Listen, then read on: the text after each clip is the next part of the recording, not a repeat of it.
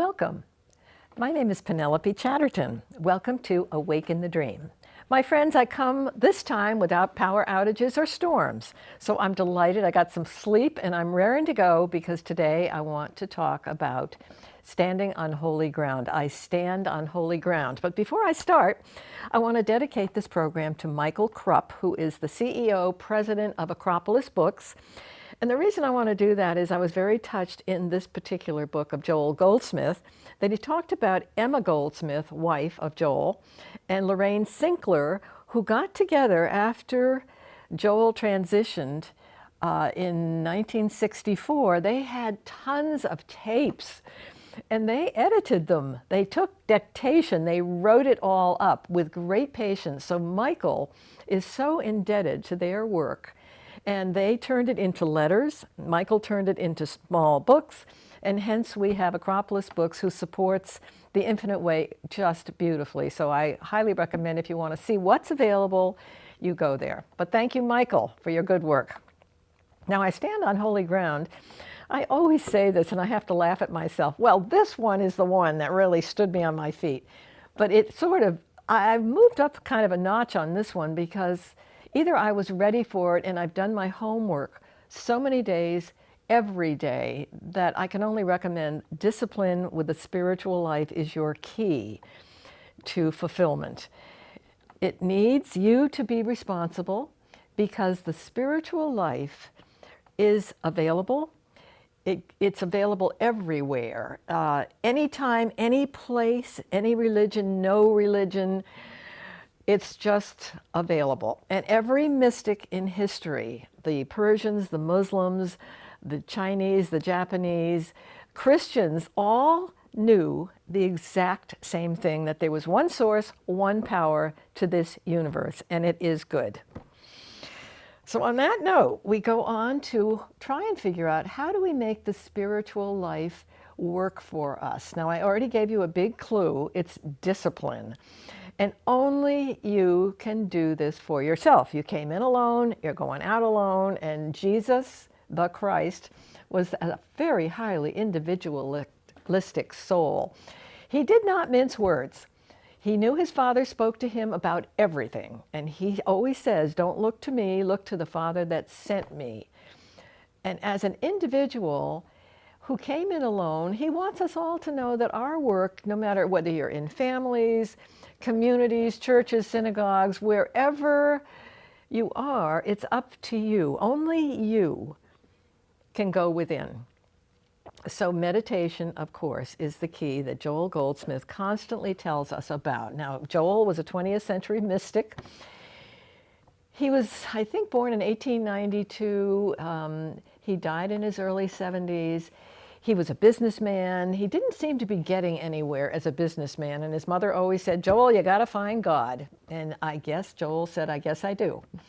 So on that story, his father got ill and he was told it was over. And for some unknown reason, but of course the perfect reason for Joel's life, a Christian Science practitioner said, I'm going to work on your dad. And of course, you know the end of this story. Of course, his father was healed. And that did it for Joel, who was looking for a mission and something to excite him in life. And so he started to study, and he moved into the Christian Science world. He became a practitioner. He spoke in Boston. He honored Mary Baker Eddy and her work. And that beautiful story was another 30 years for Joel, until he noticed that there are some politics that can enter into any kind of organization. And we all know that. It's just the way this plane is. So he decided that he would like to work without organization. So he stepped away and started to write and started to meditate and realized he was getting guidance. And that really, folks, is the name of the game. As we rest in peace, as we rest in security, abundance, the world of infinity is within us. That is the punchline. God made this world. Genesis tells us this, and it was good. And we're all part of this whole universe. We're all connected in mind, body, spirit, and even our bodies are all one. Can you imagine that? We're all whole and complete and perfect, and we have a memory of that. Before we came into this finite realm, we remember, all of us on some level, remember what it was like to be in that Garden of Eden. Because if you've ever had glimpses of it, it's something you just want to get back there. And as everything pales in the finite plan of fear and one-upping and greed, and all of that really wears thin, you go back to what you remember before this world came your life. And when I think of the finite world, we kind of gave up. We surrendered to what we knew, and we took this on. And we took it on because we kind of jumped ship. We abandoned what we knew because it just felt like we needed to explore. In a way, we sacrificed ourselves to play this game. The finite world is one that we can take on, and we have, and we are mesmerized and hypnotized so totally, my friends. I can't say enough for don't be hard on yourself, because it's brutal here. Everything you hear, the fear of your disease, whatever is wrong with you, your psychologist will tell you can be a victim to things just because that's what psychology can do. Now, it's a step, it's a healing for some folks to go to that place where, okay, I'm a victim, if in your victimhood you can turn it into something spiritual. And spirituality has a life of its own. And it's one that's daily, and as Joel says in all his books, it demands morning, noon, and night, every moment you can think. And it doesn't mean hours of sitting in meditation. It means frequent remembrances. And in another show I had mentioned to you that sometimes there are periods in life where it's more appropriate when you're older and the kids are gone. I have to say I was wrong. If, as a teenager, I craved Meister Eckhart and the Scattered Brotherhood, and I don't know, for some reason, if you vibrate to that at any time, which you can, it will be given to you, and it'll feel good. It'll just be something that you say, that is who I am. Because whatever you are is what you're manifesting, and your world of manifestation is as good as what you think it is. It's the external is what your internal is doing. So you got to be on guard. Now, Joel says, keep the lock on the door, because in this finite plane, there's so many temptations everywhere to not be in your body, in your soul, in the mind of the Christ. And we are Christed. Jesus Christ tells us we're all Christed. We all have what it takes to make this work. And it's interesting that Joel says, be courageous. There's not one of you that can't do this. Every one of you can do this. So don't feel like, I don't have a chance because I'm so far removed from all of this. That is not true. And you will get there. Whether you see it in this particular transition lifetime, it does not matter, because you will have to go back, because it's where you came from. It's what's on some level you really remember. It's that beautiful soul memory that Jesus was trying so hard to explain. And Jesus wasn't understood. Everyone thought, we want a king. Let's make him into something. And of course it was political, because in those days everybody was political. Everybody's always political. But they wanted to turn him into a king, of which good old Jesus Christ just had to say, no, that's not what I'm here for. He would take little walks, and he'd speak to 2 and 3 gathered together. He had a strong message that he delivered humbly, but he didn't mince words. When he felt he needed to speak up, he did. He wasn't a martyr. He was rich in spirit and soul, and always taken care of. And he would go and meditate and meditate and meditate, and that is the key to the infinite way, which is a movement, which Joel Goldsmith created. No organization. So we have to meditate. And that means frequently. Just say, even if you say to yourself, I remember, no matter where you are, especially with your personal family, those closest to you are your teachers above all folks in life. The detached ones are easier, but that family, they push buttons. So there you have a wonderful opportunity, my friends, to sort of quietly rest and say, I remember. Because when the worst comes to you, or you see the worst, or you're being judged, or you seeing somebody else judging someone else, it's let everyone go. You're not here to reform a soul or judge a soul. So even though that's hard, you have to let go of all of that and just say, I remember. You don't have to respond, and sometimes that's a very powerful message, is responding to those that do get under your skin. And we need to find something to do. So Jesus recommends, and Joel, of course, that we do something impersonal. We do something in silence, and Jesus fully knew privacy and secrecy. We're not here to have men recognize what we do. We're not here for applause. That's what really empowers the soul, is when you feel within, you've done something within with the power that you have, the courage that you have, and the connection you have with the soul, the cause, the creator of you and all. You've got this power. So that's enough. That's more than you can get by dissipating it all over the place, like, look what I've done, or look what I'm talking about, and aren't I wonderful? That's when you get the eternal touch. Yeah, and an impersonal cause is an interesting thought to think about. We all give to our families. That's kind of easy. I mean, of course we do. Families take care of each other, and we love doing that, and we should.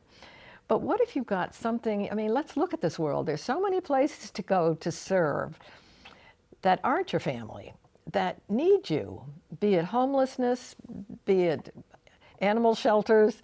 We all have something that tugs at us, that we care about. And that's where, in silence, we don't have to tell the world we do this. Whether we show up in soup kitchens, whether we serve in any way, it's what we really need to do here. We have to be global in our giving. Yeah, universal and global, excuse me. And when we watch TV, we certainly know of what's going on that need our help, our votes, our forgiveness. And I keep thinking about politics. That's a big bugger for me. And when I think of politics and people who are greedy and egotistical and out for greed, there's where it's hard, but there's a good teacher for us to forgive 70 times 70, understand the pain that must be within someone who needs that kind of attention, or that kind of applause, because that really will not hold up. In this world, the illusions will dissolve as you see the truth. So keep seeing the truth about the worst that you see. Just dissolve it.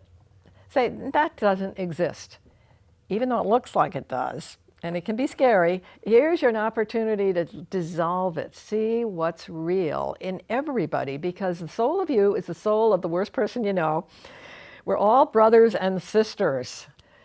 Everybody is connected. This is where we were before we came in here and decided we would just abandon eternity and let's try this out. As I say, Genesis says we came in and we will conquer all of this. Now, some people in their families rise to fame in their metaphysical and their spiritual and their mystical work. Some don't. Some just say, I'm going to plod along because that doesn't interest me, and that does not matter. We have to remember the soul lives forever. So we weren't created just to be here. We never started. We weren't born. We're not dying. When we transition, our souls, by the way, this whole time, I don't know if you can remember when you were a kid, it hasn't changed. Mine hasn't. I'm just as feisty as I was when I was 2. And I think we have to remember that soul stone age, yes, our bodies look like they take a beating. We use them up. But our health can be brilliant if we know that we can accept that we were created that way. And you know, I'm sorry that a lot of brainwashing can talk people into actually not feeling well, because you get attention sometimes from that. And I just am adoring this older age that I am, because it's an opportunity for me to feel younger, which I do, to function more fully than I ever have, and to feel more vital, because that's what we're here for. We're not here to get old, go to nursing homes, get your walker, and say it's over.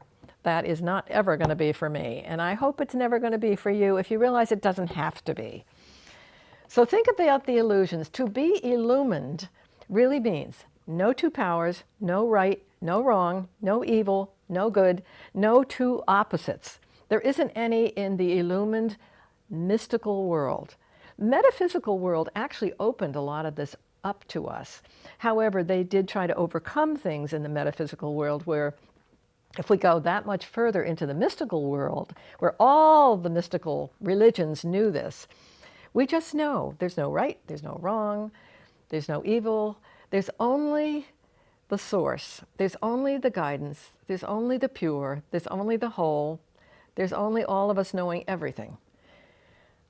So for that, my friends, we have to be patient daily. Don't beat yourself up when you forget. Do your best. Look at your daily assignment as you're in high school, you're in elementary school, you've got an assignment. You're going to do your best every day. And just every day, if you keep working at this, which will stem, hopefully, from meditation, which will be the opening to your eyes in the morning or in the middle of the night. I know who I am. I am your soul. I am your son. I'm your daughter. You're guiding me today. I know that you are going to open doors. The Red Sea will open. I will walk on water because I'm asking you to be in charge of this entire day. And I want you to check in with me all day long because I'm starting my day that way. I'm going to bless my food. I'm going to bless all good things. And watch what happens later in the day. Sometimes you pinch yourself when things just fall into place more magically than usual. And it kind of inspires you. That kind of daily workout inspires you each day to do better at that. Because it's not over with just the morning, here I am. As Joel says, you can be remembering all day long. And that's what we do. That's what we do. And we bless anyone. We bless everyone, as I say, especially those that bug us the most. I call them our teachers. I don't think Joel uses that term, but they are the ones that need our prayers and our blessings the most. The world needs our prayers and our blessings the most. Anything you see, we just pray for the world to find their soul, to find God, to find their guidance, to find out who they really are when they let go of two powers. There's only one. There's one cause, one power, and there's nothing else going on. That's the end of story. And it's simple. Let me tell you what simple means. It's too simple. And we love hard. This finite plane says, let's do hard, because that feels like if I storm this and I uncover this and I solve this and I am a victim to this, that feels like that's what we should be doing. That's work. That's too hard. That's too hard. We want hard for some reason. We think that's the way to go, but we want simple. And simple we can do. Once we get it, that we can have it. Jesus Christ told us we have everything, and he tried so hard. Not many of his disciples caught on, but he certainly gave it his best.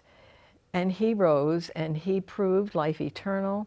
When life is working, everything you want to see in your dimension, if it has eternality in it, immortality in it, abundance in it, forgiveness in it, if that's what you see in your realm, that's what you will have. Anything in your consciousness is what you're conscious of. Now, how do you like that?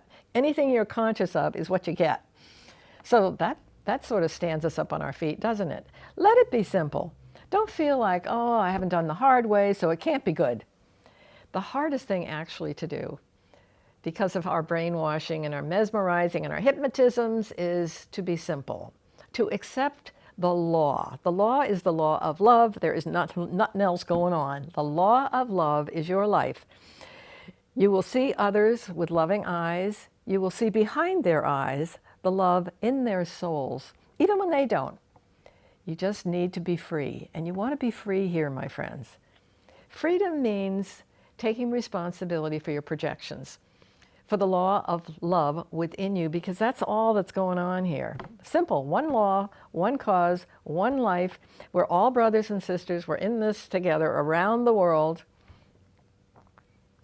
So we're here to have missions. We're here to do something because we all have gifts. Now, I stand on holy ground, which I am talking about. We all have gifts. Believe me, you have one. It's there somewhere. What do you love to do?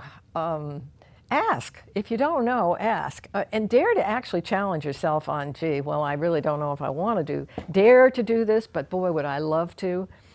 You know, take the reins, have courage, step up, step out, do something original. Even in your prayer life, it's not as though books count, really. Your studies, yes, everything helps us, but you know, you got to close the books and be original in your meditation. Every day the manna is fresh. Every day. You don't go on yesterday's. Today's miracle can happen if you are aware of it. So you got to let go of everything. Live in the moment, in the now, which everyone talks about. There's so many really lovely mystical religions that are really helping us. But for me, with all my studies through teenager and college and loss, a lot of abandonment, a lot of feeling like the worst thing actually, when you feel that empty soul, that vacuum within you, that's when you really, really sink into what you have to do, which is to reach into the orbit of God. Those traumatic experiences, which we all have, give us the kingdom. So we're not victims even to that. Those are gifts in disguise. So try and understand that your empty vessel needs to be filled with something that can heal you and comfort you in your losses. Because we all have, I'm not at all unique. There's no one that I don't, everyone has a loss, a sadness, a separation, or someone they miss. And we have to honor all of the people that we do love. We can do things. I am very impressed sometimes when people come up with missions where a child might die to CF and a parent will get a road race together in the honor of cystic fibrosis, that we can take loss and turn it into this amazing mission. I mean, they're all out there. We see it more and more. And I feel this year there's been a real turning point in this universe for people stepping up and speaking up. And I see that over gun control, over women's rights, over loving one another, over schools. I see people coming out of the woodwork where I didn't see that a few years ago. I think because things had to get worse before they got better. I'm hopeful that that's honestly what's going on here. We're all beginning to see that each one of us counts. Each one of us has a voice. Each one of us has a gift. There's something we're here to do. So I bet you already know, even though I'm saying this, you probably are already laughing, saying, I already know that, Penelope. I know what I'm doing. I'm going to make a difference here. I'm going to make the world a better place because I am here. So that really, Joel has something interesting to say about the other side, which is kind of interesting. We go, and when we're not here, we can let go of a lot of the stuff that maybe we couldn't quite overcome, that there can be a real lift. Because, of course, our soul, which was vital when we came in, and it was vital before then, and it's going to be vital forever, can have another assignment. Who knows what it is? I know Joel loved his students, and I feel like I am very much his students, although I never met him in person. I do chat with him. And I ask for his guidance as well, and I give thanks for him. We've got Chris Bentley from the Infinite Way Students.webs.com. We have Acropolis Books. We have Mystical Spirit. We have websites that can help us with the Infinite Way material, which is, again, friends, my message today is don't be afraid of simple. You know, don't feel like you're skirting something because you're not slaving over something. Because the hardest thing to do often, honestly, is forgiving 70 times 7. Don't think that's lightweight work or for the weak-kneed. Forgiving and forgetting. Forgetting. Take an illusion. Be illumined by letting it go. Go within and let it go. Just let it go. Easier said than done, isn't it? But once you catch on and do your daily workout, it's like going out running, eating right. It's the discipline of soul, and that is what the Infinite Way talks about. That is the demand of the Infinite Way. Discipline of soul. It's not saying you don't go to work. It means you become very inner. And very inner means quiet. It means resting in peace. It means accepting the presence, which gives you security, health, peace, abundance, everything, safety on the road. If you remember how safe you are and how everything you have can work so perfectly. But it requires remembering all day long. And just say, I remember. That's my favorite one. And I say it often. I remember, especially when I'm in the battlefield where I feel I'm feeling some energy within, which may not be what I want, that I want to transform. I have a place to go. I'm not alone. None of us are alone. I can go somewhere and ask for that help to turn everything around, to turn an illusion, which isn't real, into something real. That I'm not responsible for reforming anyone, judging anyone. I can just let it go and be free. Because frankly, if anything that we spit out and however we want to hurt something can never hurt the person or the thing or the situation that we think we're hurting. Honestly, friends, it's only you whipping it back, because all of that goes out from you is you. So the only person who suffers, which we all will learn, is as you wake up in the middle of the night saying, why did I say that? We've all done that. What goes out from you comes back to you. The right hand gives to the left hand. It's just you recycle, you project.